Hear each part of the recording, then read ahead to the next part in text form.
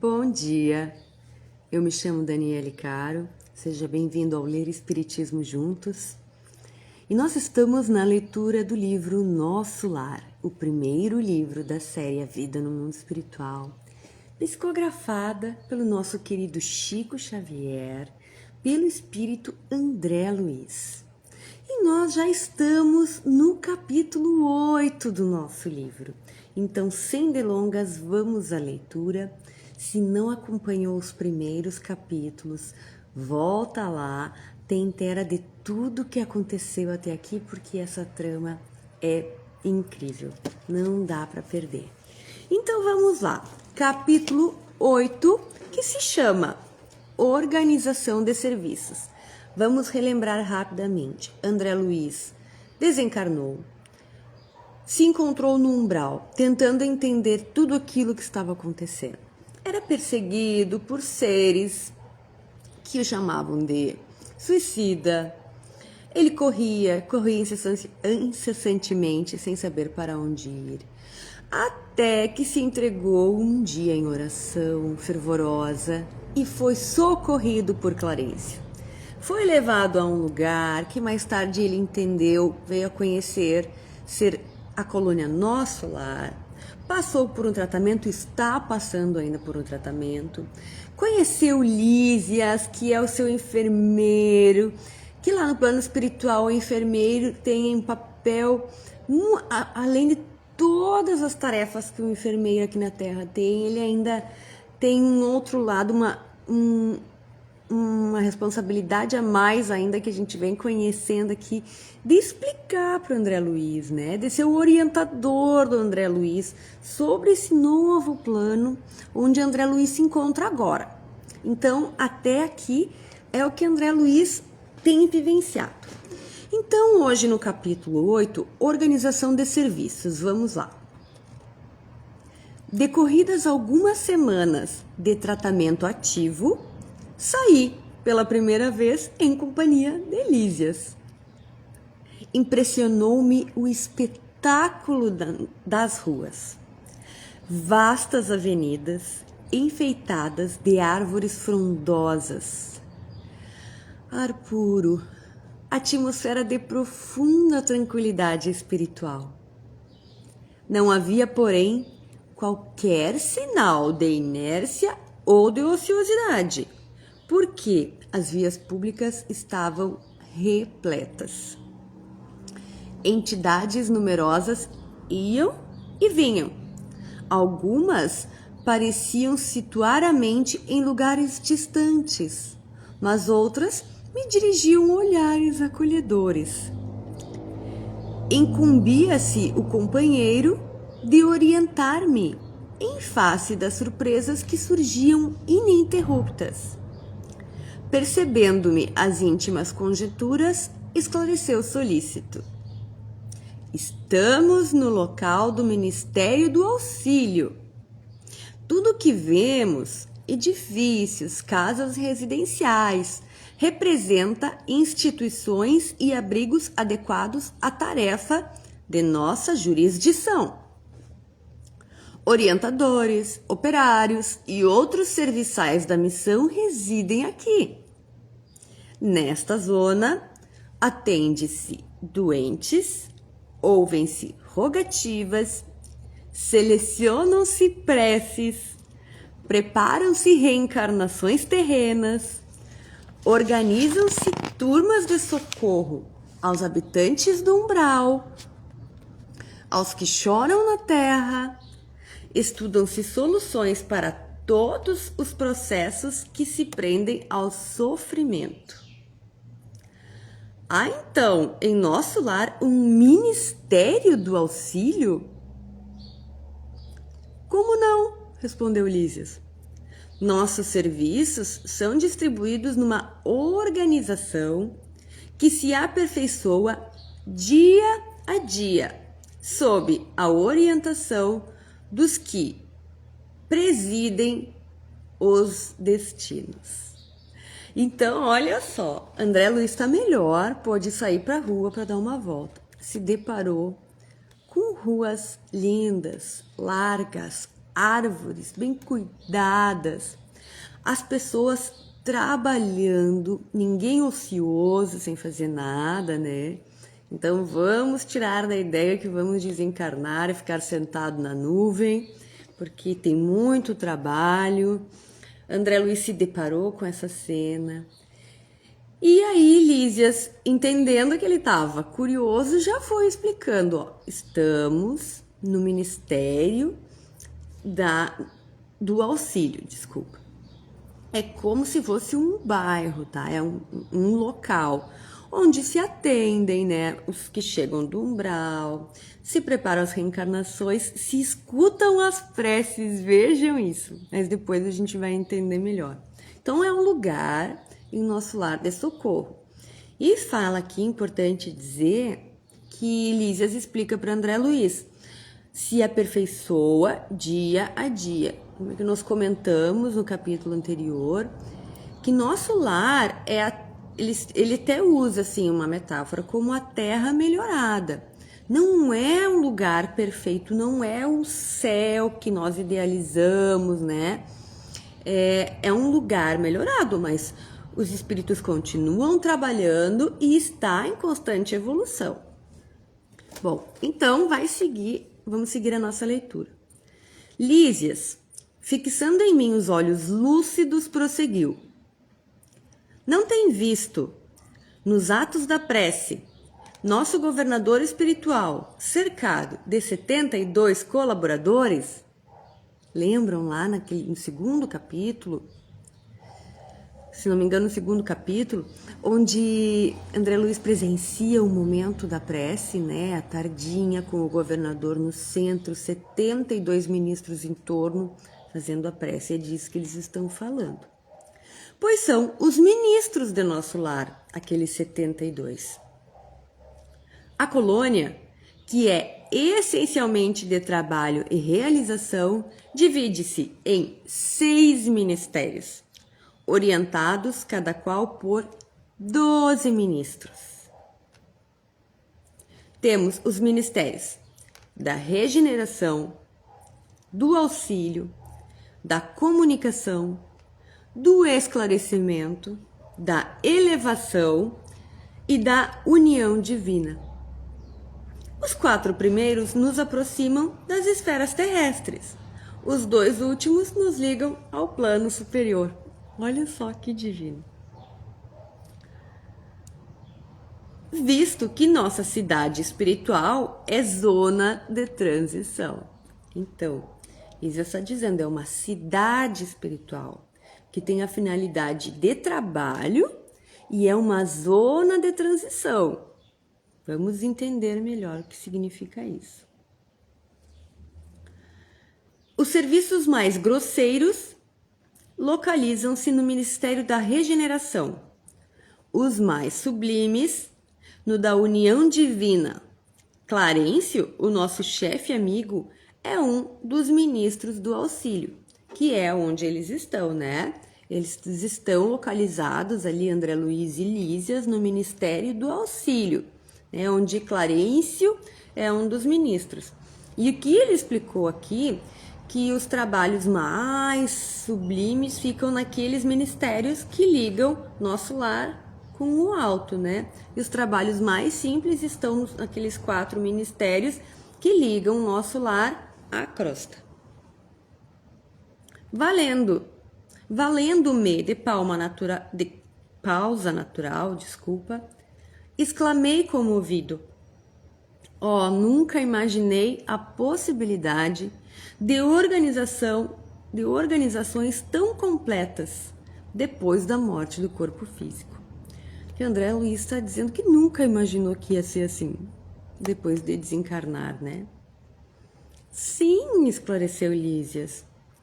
O véu da ilusão é muito denso nos círculos carnais. Quer dizer, a gente imagina muita fantasia, né, relacionada com a morte do corpo físico. Isso que eu estou querendo dizer. É um véu, é como se a gente tivesse com um pano tapando a realidade, e esse pano é bem grosso, né? É um pano que não deixa ver nada. Isso que o Lísias está querendo dizer aqui.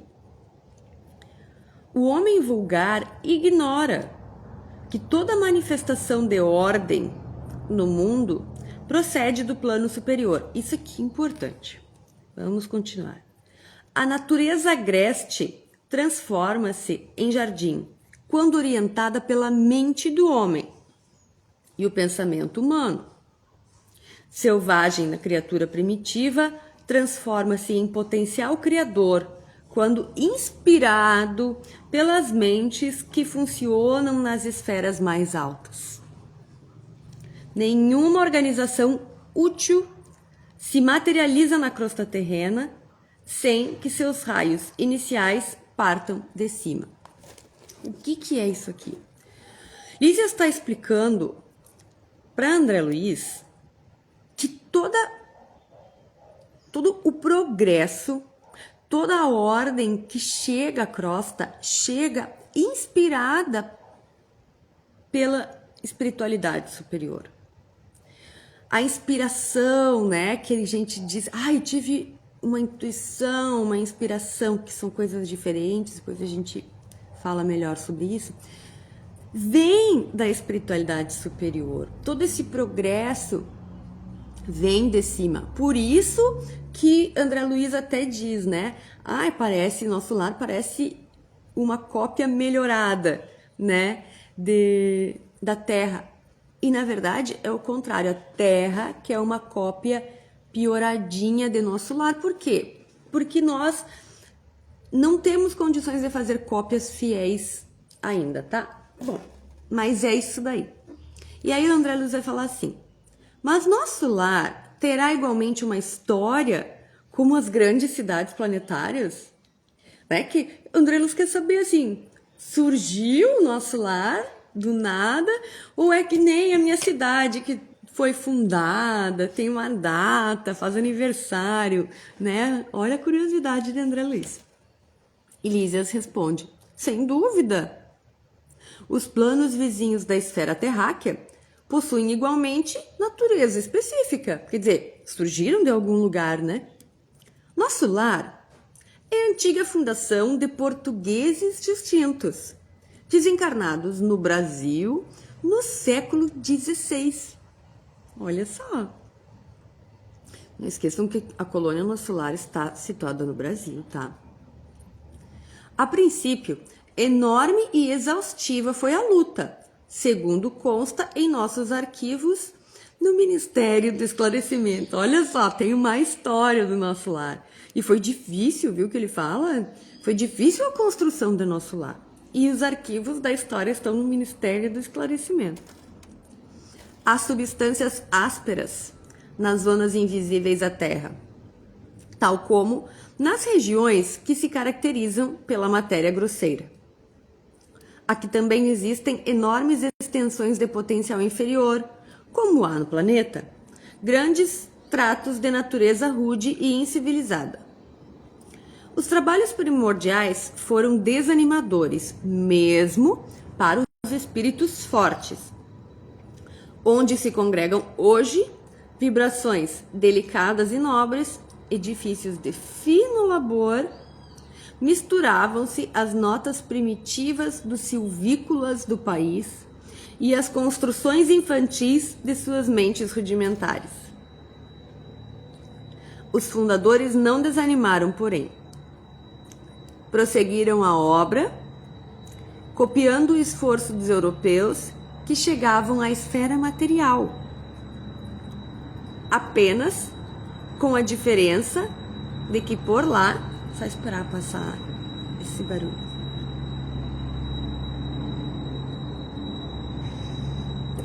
Enquanto eu tô no chimarrão.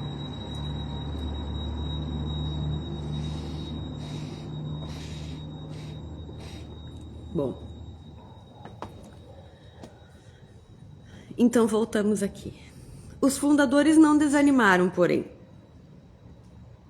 Os fundadores do nosso lar prosseguiram na obra, copiando o esforço dos europeus que chegavam à esfera material, apenas com a diferença de que, por lá, se empregava a violência, a guerra, a escravidão, e aqui o serviço perseverante, a solidariedade fraterna, o amor espiritual.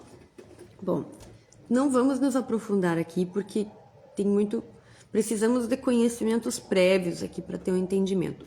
Mas, para resumir, assim, se a gente vai ver a história aqui das cidades, né? Pega a sua cidade. Quando chegaram os primeiros habitantes, era tudo mato. Alguém teve que trabalhar nesse lugar, derrubar um mato, fazer com que a água chegasse. Esse processo todo que no plano espiritual também foi feito. E o André Luiz, o Lísias está explicando, o André Luiz, que foi bem difícil a construção do nosso lar, tá? Da mesma forma. O processo de construção se dá da mesma forma. Depois a gente vai entender melhor. A essa altura, aí vai prosseguir a narração de Elísias e André Luiz. André Luiz vai dizer assim: a essa altura, atingíramos uma praça de maravilhosos contornos, ostentando extensos jardins. No centro da praça, erguia-se um palácio de magnificente beleza, encabeçado de torres soberanas, que se perdiam no céu. Aí uma pergunta. Os fundadores da colônia começaram o esforço partindo daqui, onde se localiza a governadoria, disse o visitador. Apontando o palácio, continuou. Temos nesta praça o ponto de convergência dos 6 ministérios a que me referi. Todos começam na governadoria, estendendo-se em forma triangular. Então, assim, Lísias apontou um prédio grandioso, com 6 torres, e disse que todas as obras começaram ali, que a construção, o desenvolvimento do nosso lar partiu dali, que é o prédio da governadoria, que é onde todos os ministérios, todos os 6 ministérios se encontram, tá? Convergem ali. E segue. E respeitoso comentou: ali vive o nosso abnegado orientador, que é o Clarence, né? Nos trabalhos administrativos, utiliza ele a colaboração de 3.000 funcionários. Entretanto, é ele o trabalhador mais infatigável e mais fiel que todos nós reunidos. Os ministros costumam excursionar noutras esferas, renovando energias e valorizando conhecimentos nos outros. Nós outros gozamos de entretenimentos habituais, mas o governador nunca dispõe de tempo para isso. Então ele não está falando do Clarence, ele está falando do governador do nosso lar. Aqui, então vou voltar. Ali vive o nosso abnegado orientador. É o governador do nosso lar de que ele está falando. Tá? Ele está dizendo, então, o governador nunca tem tempo para nada. Ele não sai dali, ele só trabalha. Os ministros vão a outras colônias para adquirir conhecimento. E eles têm descanso, têm entretenimento em nosso lar. Mas o governador é mais abnegado que todo mundo junto. Diz o Lísias, explica o Lísias aqui para André Luiz, né? Faz questão que descansemos. O governador, né? Obriga-nos a férias periódicas, ao passo que ele mesmo quase nunca repousa, mesmo no que concerne às horas de sono. Parece-me que a glória dele é o serviço perene. Veja só. Basta lembrar que estou aqui há 40 anos e, com exceção das assembleias referente às preces coletivas, raramente o tenho visto em festividades públicas. Seu pensamento, porém, abrange todos os círculos de serviço. Sua assistência carinhosa a tudo e a todos atinge. Então, Lísias está dizendo, continua narrando, falando sobre o governador. Olha, faz 40 anos que eu estou aqui. E sem ser naqueles momentos da prece coletiva lá, André, que tu já presenciou, raras vezes eu vi o governador em alguma festividade. No entanto, isso não quer dizer que ele é o chefe lá, ausente, né? Lísias está querendo explicar isso. Ele consegue, na sua liderança bondosa, estar atento a tudo e a todos. Depois de longa pausa, o enfermeiro amigo acentuou: não faz muito, comemorou-se 114 anos da magnânima direção. Olha só, então fazia 114 anos já que aquele governador estava à frente de nosso lar, governando nosso lar. Calava-se Lísias, evidenciando comovida reverência, enquanto eu, a seu lado, contemplava respeitoso e embevecido as torres maravilhosas que pareciam cindir o firmamento. Então, depois dessa conversação, eles ficaram, apreciando aquelas torres maravilhosas, aquele ambiente. E assim termina a leitura do capítulo 8 de Nosso Lar, Organização de Serviços. Então, o que fica deste capítulo 8, Organização de Serviços, Lísias explica para André Luiz um pouco de como funciona a organização, o trabalho na colônia Nosso Lar. E André Luiz pode conhecer a praça central ali, onde fica, o prédio principal, com as suas 6 torres, onde se encontram todos os ministérios, Que fiquemos com essa reflexão de que tudo é organizado na criação divina e que nós temos também o nosso papel de trabalho, de desenvolvimento, cada um fazendo a sua parte, organizando primeiro a sua casa, a sua vida, depois participando com responsabilidade dos meios sociais a que pertence, suas religiões, escolas, trabalhos. Que fiquemos em paz, gratidão à espiritualidade amiga que nos acompanha.